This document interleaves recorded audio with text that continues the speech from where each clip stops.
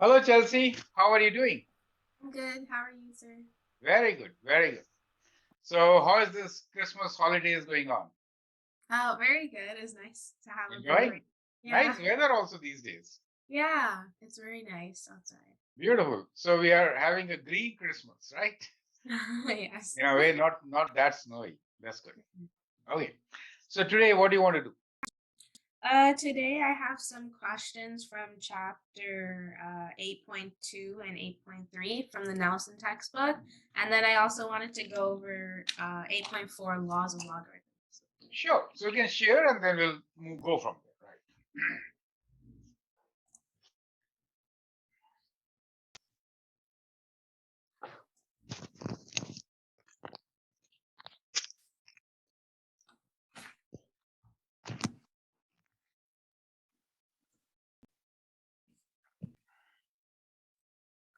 Yeah. So the first question I had was for number 4, the last one. This one here.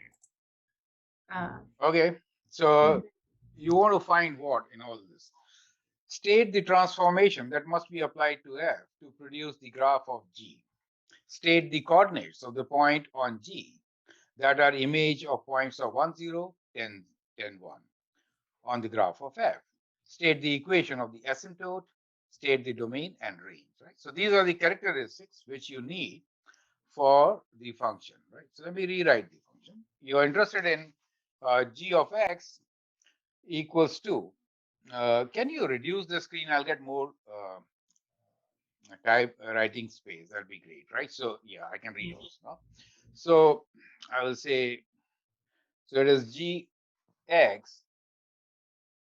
is equal to log to the base 10. We don't need to write 10 minus of x and minus of 2, right? So that's your yes. function. Yeah, my question was, um, do you have to like take out the negative, right? To factor out Yes, the negative? you're right. So first thing, we'll write this as log of, let me do square brackets of minus, and then when I do that, I get x plus 2 here. Is that okay? Mm-hmm. So that minus really indicates a reflection on the y-axis, correct? Yeah. So state the transformations. So let's state the transformations of this particular function first. So looking at it, we have first is reflection. Let me write down here, reflection on y-axis.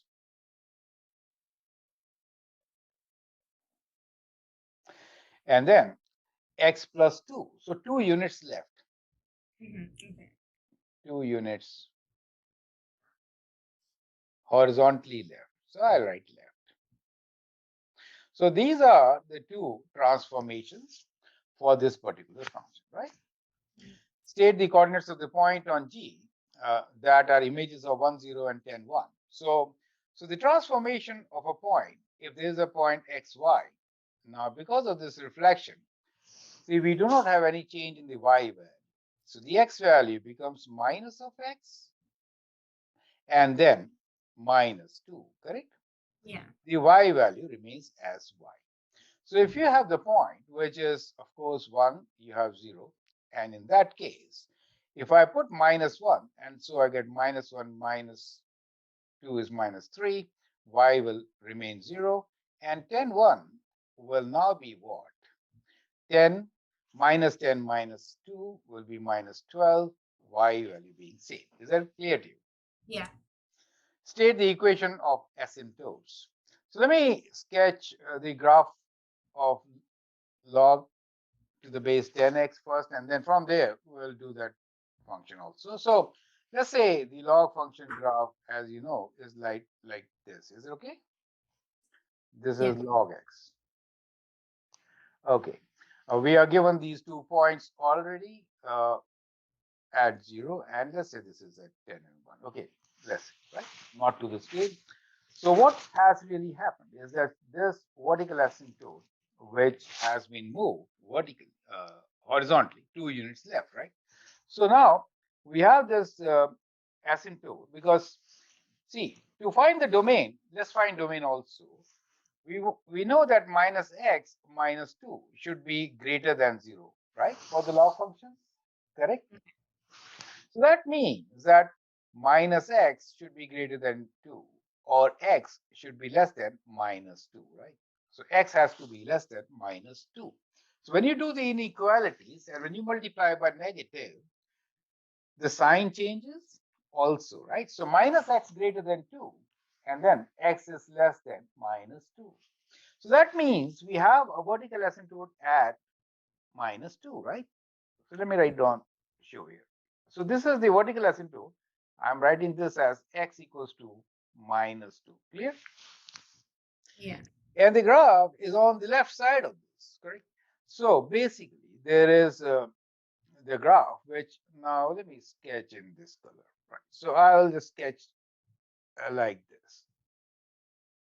Okay, you see that? So that becomes the graph of the transform function, which has moved 2 units to the left, and we know the coordinate points, and these coordinate points you can now mark. Is it okay? So I have a question, sir. Yes. So if, for example, the question was the same equation, except there was no reflection on the y-axis, would the domain be x is greater than minus 2? So x here, let me write down domain for this function first. So the domain now is x is less than minus 2, right? So, and x belongs to real numbers, of course. Right. So that let's put the curly bracket. As far as the range is concerned, you know, all real numbers, correct? Yeah. So that answers the last question, which is domain range. So we got all the things in place now, correct? Is that all clear to you?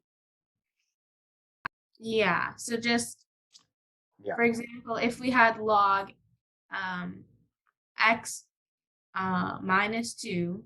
Let me write down log of x minus 2, correct?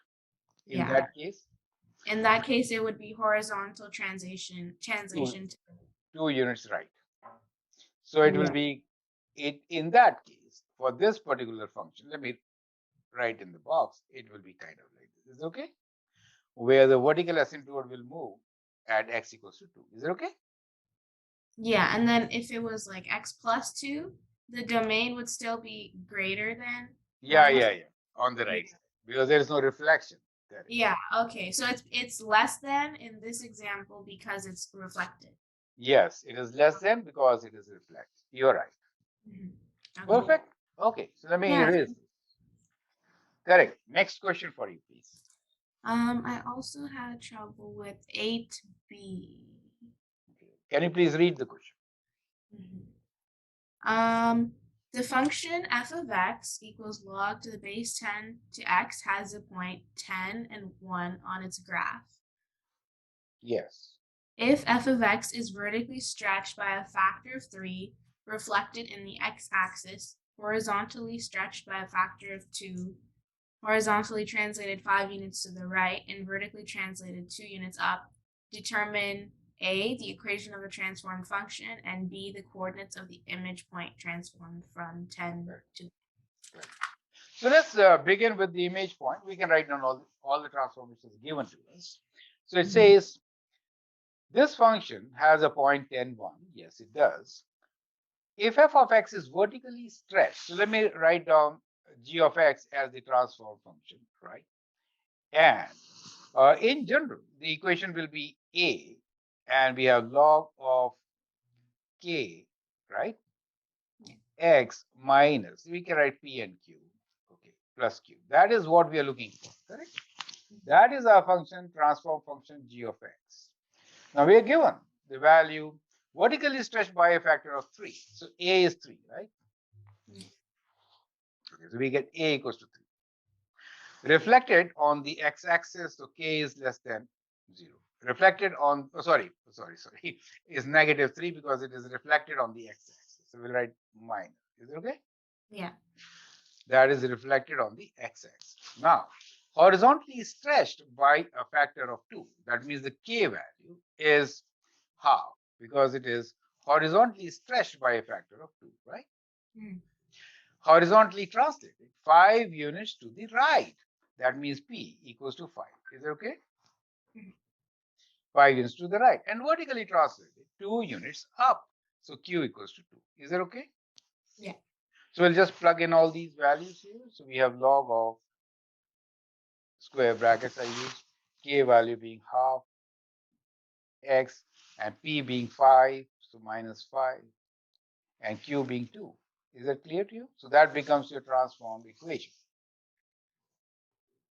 So the equation of transformation is done. Second point is the coordinate of the image points, right? So let's write down the transformation coordinates and then we'll do it, right? So if x and y is any point on f of x, the x values are getting multiplied by 2, right? They say 2 times, right? As the description says, multiplied by 2, and then they're adding 5 to it. Is it okay? Moving right. And as far as y is concerned, minus 3 times the original value and plus 2. So that is how the transformation is taking place.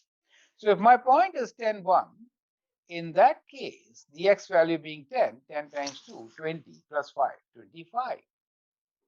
The y value being 1, so minus 3 plus 2 gives me minus 1. So that becomes the point. Is it okay? Yeah. Last thing, the domain and range of the transform function. Now, in this case, since there is a transformation of translating 5 units to the right, so the domain is greater than 5, correct? So as far as the domain is concerned, we have x belongs to real numbers, right? Such that x is greater than 5. Now, range of the function, is all real numbers, so we need not worry about it. Yeah. So that is how you're going to answer this question. Is it clear to you? Yeah. Perfect. So, any other question? Yes. Also on this page, this one here, number 11. Extended. Can you please read the question? Yeah. Number 11, sketch the graph of f of x equals negative 2 over log to the base 2 to x plus 2.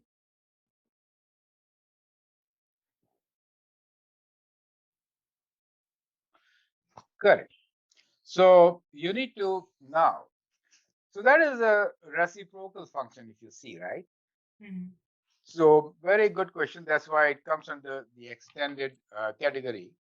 So what we are having here is a log function in the denominator. So it's kind of a reciprocal, right? So what you would do in this particular situation is that we'll first sketch the log function and then apply the rules to make it reciprocal. Is it okay? So we'll do it in a couple of stages, right? So our steps, which we are going to follow now, is one, first sketch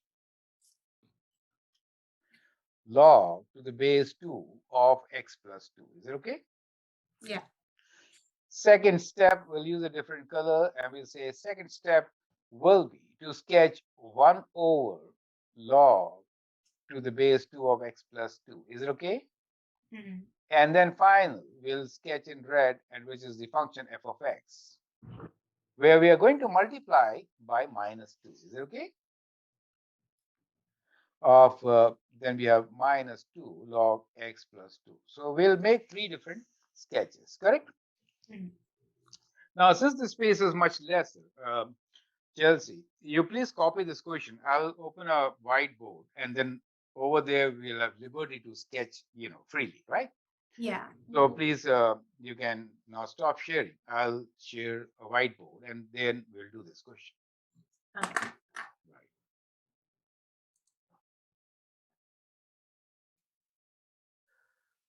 Okay.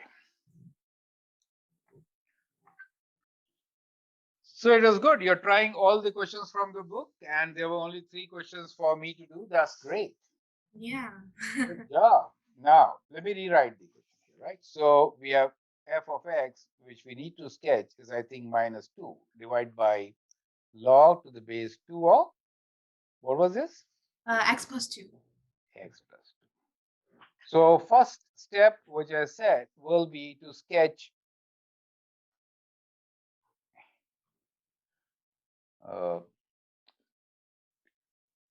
log to the base 2 of x plus 2, right? So We already know all the transformations. What is the transformation, Chelsea? Can you tell me for this particular function?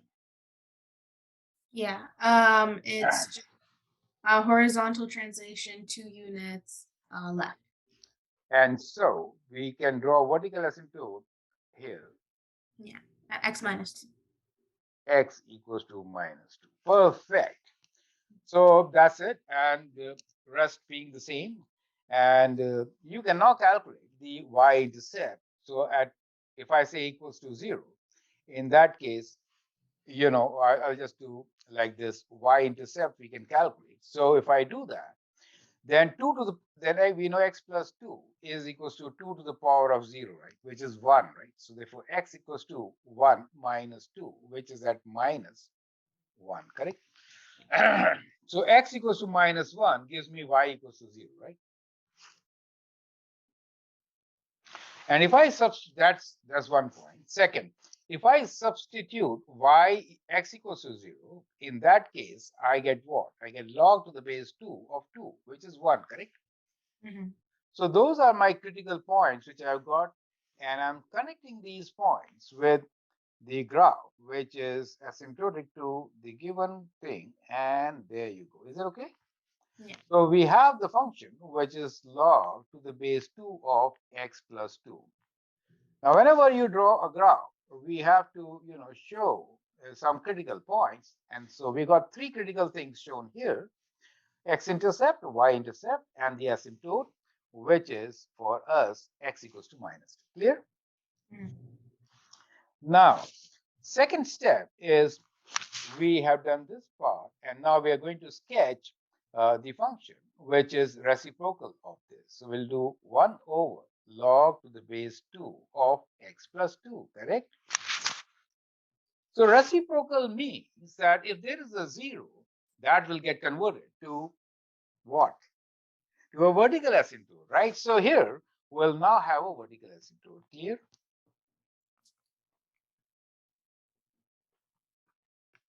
Which is at minus 1. So this vertical asymptote is at x equals to minus 1. Clear? Wait, could you explain how you got that one again? One more time. Reciprocal of 0 is what? 1 over 0. 1 over 0 is not defined, correct? Mm-hmm. Correct. Now remember, in this particular case, the domain is that x values are greater than minus 2. So that is our restriction, right? Correct? Yeah. So we are now, we cannot have, so we have this value, and that value is what? This value is, we found that the 2 points given to us are, this is like 0, 1, right? So if I do reciprocal of 1, it will be 1. So this point is invariant. Is it okay? So it remains there only. Now, if you take another point on this graph, which, let me go back to this. If I would put this x equals to, let's say 2. Let's say 2. So 2 plus 2 is 4. And then, so we'll have only one more point, x equals to 2, right?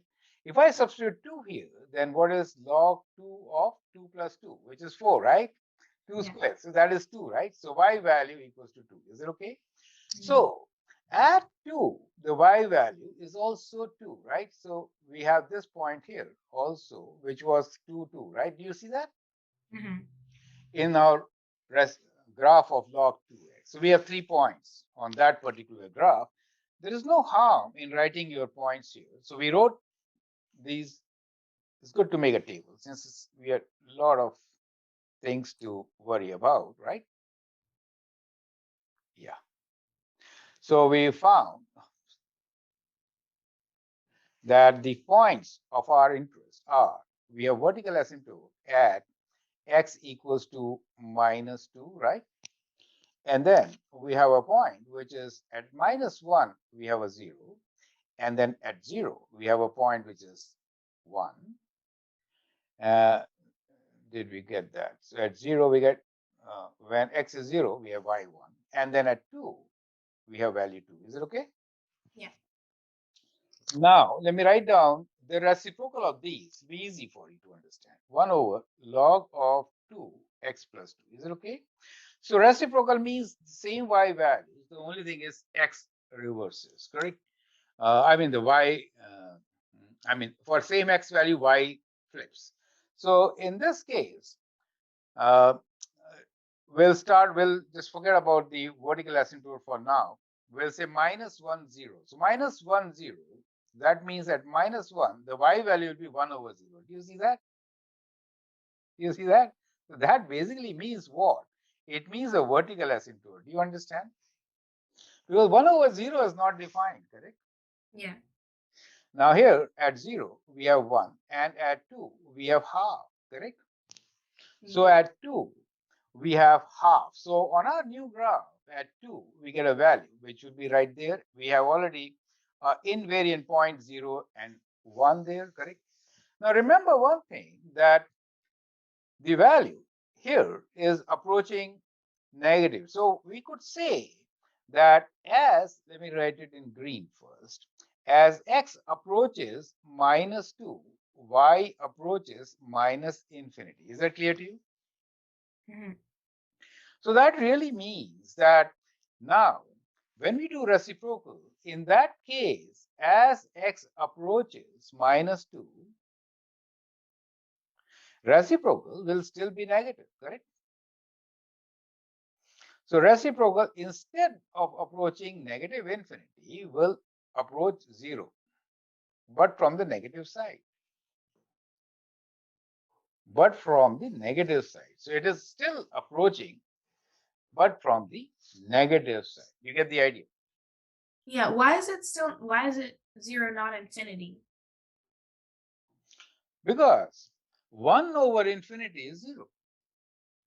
Oh, okay. Correct? So it is going to approach 0. But it still stays as negative. Correct. So that's very, very critical. So now here, second thing which you notice is you need to check the behavior near the vertical asymptote. So the very critical point here is to understand, let me write it in red, behavior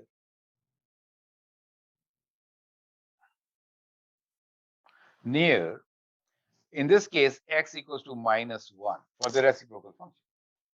Now on this side, it is going to approach positive infinity. Do you see that? Because it is positive. And on this side, it is going to approach the negative infinity. On the vertical asymptote, x equals to minus 2. On the right hand side, there is a split at x equals to minus 1 because there's a vertical asymptote at this point for the reciprocal function. Do you understand? Mhm. And therefore, we can now write down this as a whole here, correct? And you may figure out the point of intersection, and that is the part which will be on the left side of minus 1 till minus 2. Do you understand? Yeah. You get the idea? On the Mhm. other hand, what we have is now let's look into this part. If x is approaching positive infinity, if x, let me write down here in green, less a space here again. If x is approaching positive infinity, y is also approaching positive infinity. On the other hand, in the graph, when x approaches reciprocal, I'm talking about positive infinity, y will approach 0, positive. Do you see that? Yeah. So on this side, the function really approaches 0. So this becomes a horizontal asymptote. So we have a graph which will be kind of like, you see that? Mhm. So on the right hand side, you will have this kind of a graph. And so we have a horizontal asymptote, y equals to 0. We have a vertical asymptote, which is x equals to minus 1 at this stage. You see that? Yeah. Okay. So we've done this part, and now we have to do f of x. So I did draw one of them in red, so I'll use a different color. Is that okay? Mhm. So yeah, let's see what choices we have. Okay, we'll use brown. So now we will sketch f of x, which is minus 2 of log to the base 2 of x plus 2. Minus 2 means it is reflected on the y-axis, correct? And vertically stretched. So this point, which is at 1, now will be at -2, correct? So I'll draw this point at -2. Is it okay? So you can make another column. I don't have much space here. So you write down another column here for f of x so that you have your accurate points, correct? So 1 becomes -2 for me. The value, which was half, will now become -1 because I'm going to multiply by -2, right? So it is -1. So that point comes here. Is it okay? Yeah. Okay. As far as 0 is concerned, 0, there's no 0 in this case, but this value of 0 will remain 0 itself, correct? And -2 means that this portion will now get reflected on the other end. So it will go like this, stretched vertically, correct? If you have 1 or 2 points here, you can draw more accurately. Is that clear to you? And this graph on this side will now go through these critical points and you have a graph like this. Do you see that part? Yes.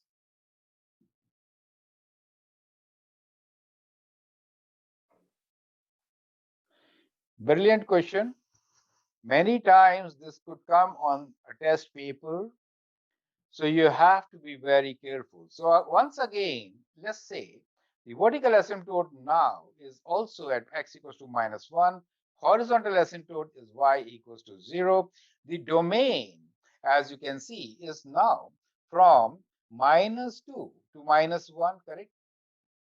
And then from -1 to infinity, right? Then a union -1 to infinity. -1 is not included in the domain. As far as the range is concerned, clearly y equals to 0 is not in the range, right? So the range is, you can very clearly see y belongs to real numbers, but y is not equal to 0, correct? That is how you are going to answer this particular question. Is that clear to you? Yes, thank you. So I'd like you to actually take some, there was less space here for me.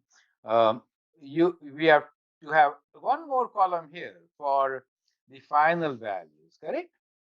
Which I've just written down here and shown you on the graph. Is that okay now? Yeah, so the final graph would be Is this the brown. Yeah. is the one. So this is my final graph. So starting with -2, it increases rapidly with the vertical asymptote at x equals to -1. And then there's a break in the graph, right? So this discontinuity is the infinite discontinuity. Now it starts from -infinity side, or rather I should say it's approaching -infinity on the right side of x equals to -1. Y-intercept is at -2, goes through this point, which is at x equals to 2, the value of y is -1, and it approaches 0 from negative side, correct? So that is how the graph is going to look like. Is this clear to you? Yes, thank you. Very good. Beautiful question. I'm so glad that you asked me this question. So shall I remove the screen? Okay. Can you summarize this within 2 minutes? Yes, tell me. How will you sketch the graph of this particular function? Tell me.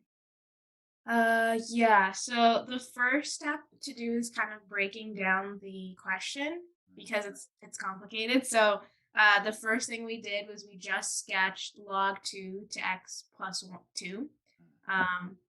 So we got the base or like parent function almost. Yes. And then we sketched the next graph, which was the reciprocal of the graph we just drew, and we put down the points.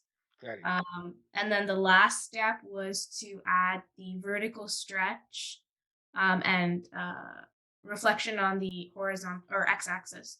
That was a final graph, so we could see kind of how the graph progressed, and that's how we got the final answer.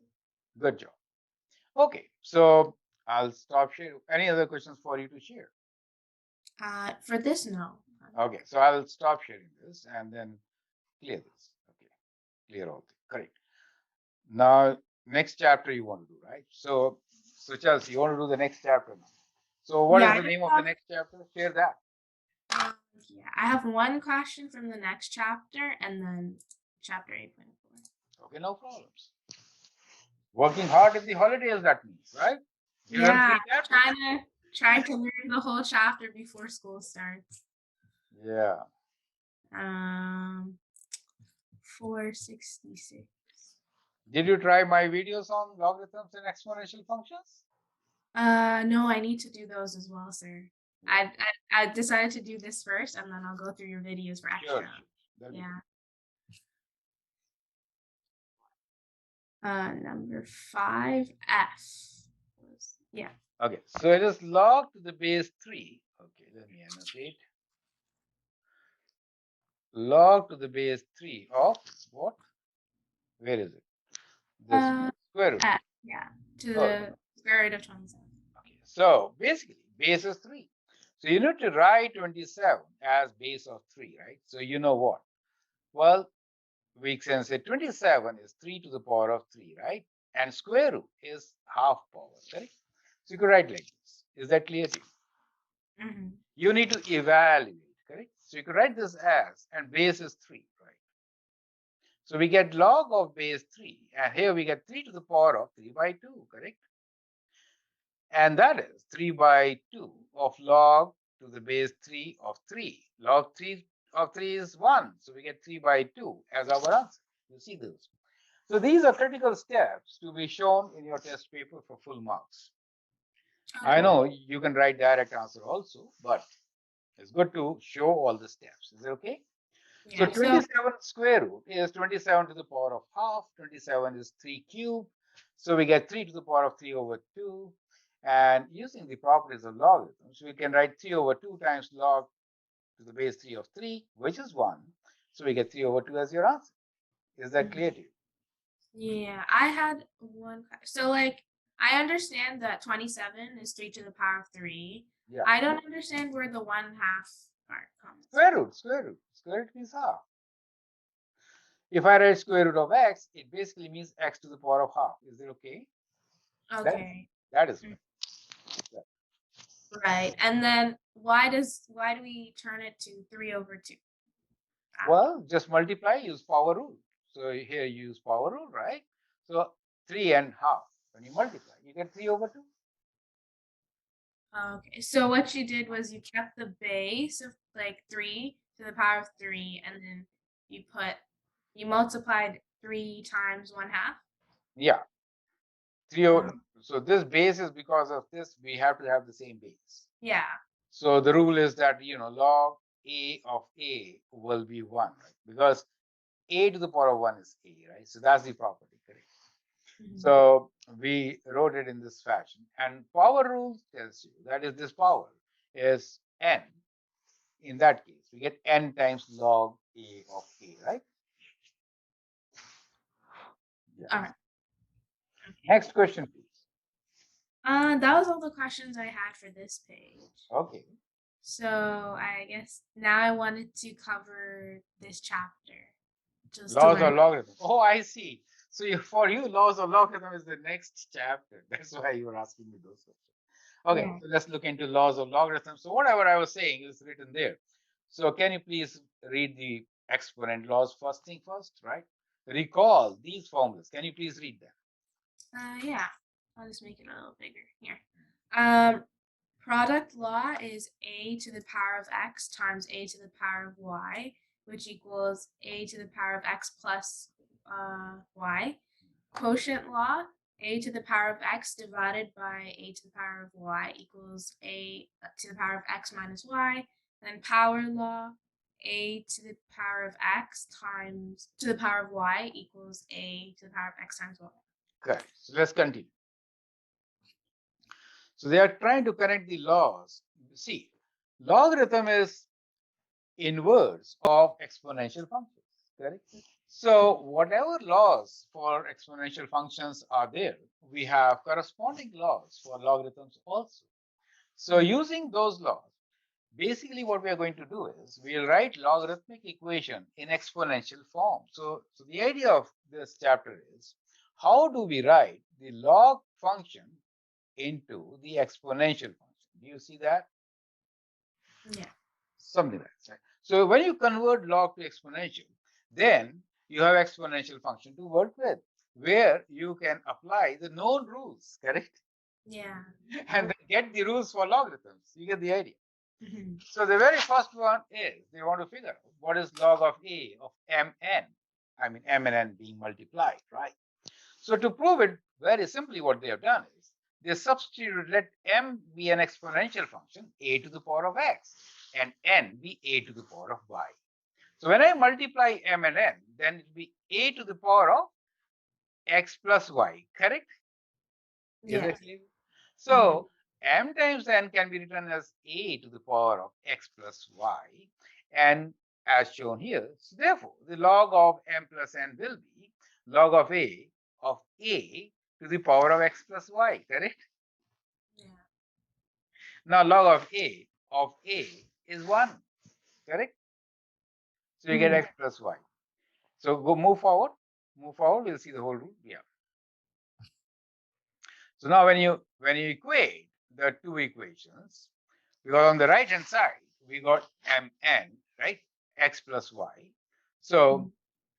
so m is already known to us as a to the power of x, and log ax is this.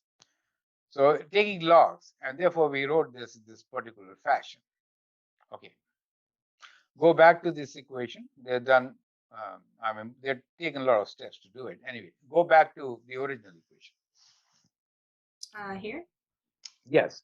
So basically, what you have to understand as a strategy here is that you have to write m and n as exponential functions. Is that clear to you? Yeah. Separately. Then what is the product equals to? Product is equals to a to the power of x plus y, correct? Mhm. So now you could write the left hand side as log of mn, which is a to the power of x plus y, right? So we got this equation, right? And on the Mhm. right hand side, we have a to the power of x plus y, right? Yeah. Now, if these two equations are equal, in that case, what really happens? So we now have a rule, right? So move forward, next page. So if you see there, so what we have here is, because this is a log to the base a of a, correct? Which is 1, correct? Yeah. So they have shown that this is equal to only x plus y. So this is actually equals to x plus y. Is that okay? They have already proven that earlier. So now when you equate this and then write down the function, you get both as sum of logarithms. Is that clear to you? Mhm. Yeah. So that is how you actually prove this particular rule. Okay. Yeah. I see. Yeah. Okay.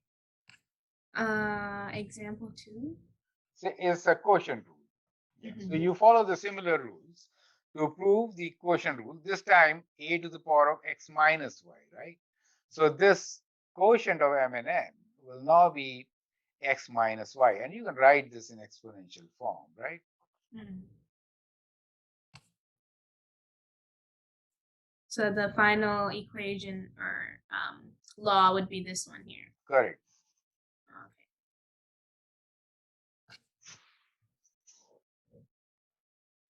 So that And is then, the power rule, which they have also derived from the logarithmic equations and got the results, correct? yeah. Okay.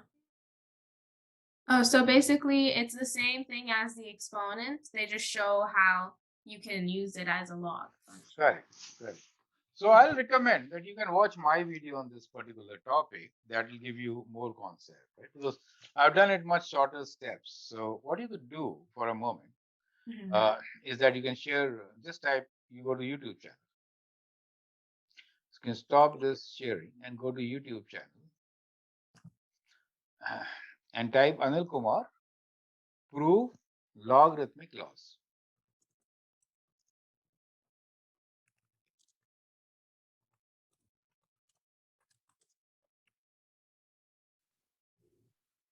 Okay, simple proof of laws. Right. So look into this. Okay. So in very short steps, I've shown you the proof here for all these laws. So this video should really help you. It is just a 5-minute video, right? So these are the laws which you have to prove. So log to the base b of x W, product of two things, is sum of the logs. And the quotient is the difference of logs, right? And that's the power rule. X to the power of r is equals to r log to the base b of x. Now go to the center. I was slightly ahead, I mean, 1/3, correct? Somewhere, right? Yeah, some a bit more. So very important also to understand that we have restrictions, and that is x, w, all these parameters, we have to say that they are greater than 0. So we have to say that before we begin proving. Is that clear to you? So therefore, that restriction is a must. Now let's move forward. Go halfway. Oh, okay. Yeah. Yeah, let's see. Because I'll give you on one page everything, right? So you don't have to go 10 pages to understand what's going on. Now look here very simply. So what we have here is that log to the base b of x. So we have got x and w, right? So log to the base b of x, let it be s, one parameter. Log to the base b of w be t, correct?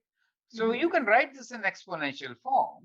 You can write x equals to b to the power of s and w as b to the power of t, correct? Yeah. So replace x and w with b to the power of s and b to the power of t. Inside, we apply the exponential laws. We get s plus t as the exponent, correct? Now you know log to the base b of b to the power of anything is anything, right? That exponent, which is s plus t. And what is s? Well, you know, s is log to the base b of x, right? Yeah. S is this, right? So this is your S. So substitute this S right there, correct? Correct? And you also know what is T. So T is this, correct? And you get your log. Do you see how in one line we have a very simple, straightforward proof? Is that clear to you? Yeah. Exactly the same substitution, but when you do x over w, then the power will be s minus t, correct? So here you get x minus t. Yeah. You get the idea. Go to the end of the video. Yeah. Now see the screen and try to capture how we have shown the three proofs in just 3 lines. You get the idea, right? So the key, the critical thing is that you write down the log functions as an exponential function, right? So log b of x is s, log b of w is t, and substitute x and w with the exponents of b as b to the power of s, b to the power of t. Exponential laws are known to us, so their exponents get added up when we are multiplying. And we know log to the base b of b is 1. And therefore, we get this as x plus t. And s, we know, is log to the base b of x. And this, we've proven it. In case it is quotient, then the exponent will be s minus t. And therefore, you'll get this negative figure here. Is that clear to you? Yeah. Similarly, for the x to the power of r, we have b to the power of s to the power of r, correct? So they get multiplied as shown here. And applying your rules, we know log this b of b is 1, it is only equals to s times r, and therefore it could be written as r times log to the base b of x, because s is given to you as log to the base b of x. Is that clear to you? So just watch this page 1 minute and you will capture the proof forever. Okay? Okay. Yeah, I think that's the beauty of this page. Now, we can have more questions from your book. You can share, right? Okay, continue. Tell me which questions. We have a couple of minutes. I think we can answer as many questions as you want. That's good. Let's see. Are there any difficult ones to do? I haven't done any questions from this I chapter. see. Okay. Yeah. Okay, don't worry then. In that case, let me just introduce you to some questions. The idea in most of the questions which are like this is getting the same base. Is that okay? So this one is log to the base 5, and 125 can be written as 5 to the power of what? 3. 3. And then we have 1/5 as the root, right? This is 1/5 root, correct? So that will be log to the base 5 or 5 to the power of 3 over 5, correct? And that should be equal to 3 over 5. Is that clear to you? So that is like previous chapter. Move forward. We'll take up some more questions. Just move forward. Yeah, go to skip one or two questions. Right. Okay. Now let's take this question here. Log to the base 8 of 2 plus 3 times log to the base 8 of 2 plus half times log to the base 8 of 16. So let me rewrite this as log to the base 8 of 2 plus, so 3, right, as an exponent. So we get log to the base 8 of 2 to the power of 3 plus half. Write this as an exponent. So I'll write this as log to the base 8 of 16 to the power of half. Correct? So what is log to the base 8? Or you could just add them up. They are multiplying, right? So you could write this as log to the base 8 of, multiply these numbers, 2 times, what do you have here? 2 to the power of 3, right? Which is 8, right? And this is 16 square root is 4. Is it okay? Log to the base 8 of, just multiply these terms. It is good to write them as power of 8. You get the idea, because the base is 8. So I will not really multiply them, but I'll write them as 8 is already there with me, and 4 times 2 is also 8. So 8 times 8. Do you see it becomes 8 squared? Yeah. So the answer is 2. You get the idea. So I did not evaluate individual items. You understand? I did not. I did not add them up initially. I don't need to. I clubbed them all, applied the rule, and did not multiply, but look for the factors of 8 because the base is 8. And then I got the answer very easy, correct? Okay. So that's how you should do. So move on. Let's go to almost half of the thing here, right? Okay. Okay. So let me share with you some questions. I'll go to my channel. Go to my channel. I'll introduce to you some good videos on, yeah, again such okay. So yeah, this video list 14 videos, just click this. Question number. So identify, okay, so we need to solve these equations. This is solving equations. So when you solve logarithmic equations, remember there will be extraneous roots because it has a restricted domain, correct? Yeah. Is one side of the vertical asymptote, correct? So you can watch some of these, but that is your next chapter, I think. So you write, Anil Kumar, simplify log expressions. Simplify logarithms, right? Simplify logarithms, right?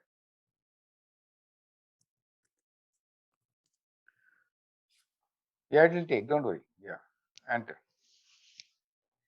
So that exercise basically, how do we simplify logarithms and work with those? So there are 122. Move forward. Okay, just click this 122 playlist. Okay.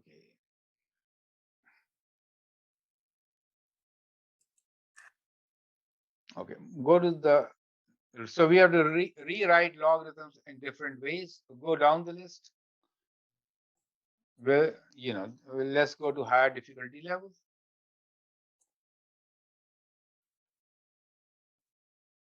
Yeah, go for it. Reciprocal. Okay. Okay, challenge problem. Just see what is this? Challenge logarithmic sums, squares of 44. Question 51. Here's an excellent question which says if a square plus b square equals to 23ab, where a and b are greater than 0, show that log of a plus b over 5 is equal to half of log a plus log b. Now, this is a critical thinking question on this particular chapter. You get the idea?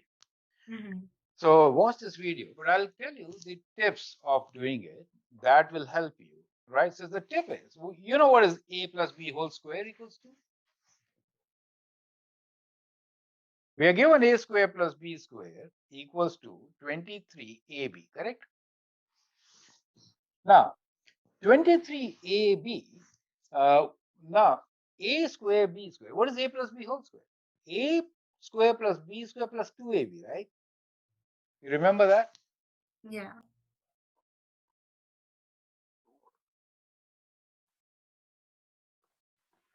So on the left hand side, the term 2ab is missing. So if I add 2ab to both the sides, I'm teaching you a very important strategy. What happens? This becomes a plus b whole square, and the right hand side becomes 25ab, which is basically, you remember 25 is 5 square. You get the idea? Yeah. Now, I I have to prove that log of a plus b divided by 5 is half of something. So that means now I can take logarithms, right? On both the sides. Correct? Or what I will do is I'll rearrange. I'll do a plus b and bring 25 on this side, which is 5 square, right? Yeah. And I'll write this as this, and this is ab. Does it make sense to you? Mm-hmm. You get the idea. So what did you do with like the half in front? Which front? Nothing. I still have power of 2 here, right? Oh, right. Okay. I can take away this and make it square root. Do you see this? Yeah. That is half power of half. You see that? Mhm. Now I'm only going to take logarithms on both sides and I'll get the result. So log of a plus b over 5 is log of square root of ab, which is what? Log of square root of ab is what? Is this. Do you see that? Half, ab is half log a plus log b, the product rule. Right. Okay. That is how you're going to solve this particular question. And there are couple of challenge questions from 44 onwards. You see that. So this list of 100 odd videos is arranged almost in difficulty level, and in between we have some wonderful questions which have been seen in previous test papers. I'd like you to go through them. Is that okay? And you see how easily, now go to the end of the video and see the proof. Okay, so one page, one full solution. Now, if you see the end of the video, you can see all these steps involved, which I showed you gist of it, giving you the concept of how do we solve such questions, correct? Yeah. So that is how you're going to solve all these challenge questions. Is that clear to you? Yeah. So strategy, as I told you, remains the same. We have to make a perfect square by adding 2ab on both the sides. So we get 25ab. So 25ab means 5 square ab, correct? So this 5 square I brought down here, and then I've taken square root. Do you see that? In this case, I kind of prefer to expand and then do it. Anyway, you could do that way also, right? A square plus 2ab plus b square, they're rearranged. But anyway, you understand the process now, correct? Mm-hmm. So that is how you should be doing it, right? So we'll end the class here. I have a next class now. Okay. So I hope you have understood. Yeah. Thank you very Correct. much. Okay. So can you summarize your learnings? And we'll quickly end the class now. Yeah, today we went over laws of logarithms, how to evaluate certain questions, especially some that we found challenging. We learned about some of the properties, how to apply them, and then also we did a challenging graphing question too. Correct. Good. So keep practicing, and whatever you have as doubts, ask me. I'll just solve it in no time and will help you move forward. Thank you. All the best. Bye, sir. Bye.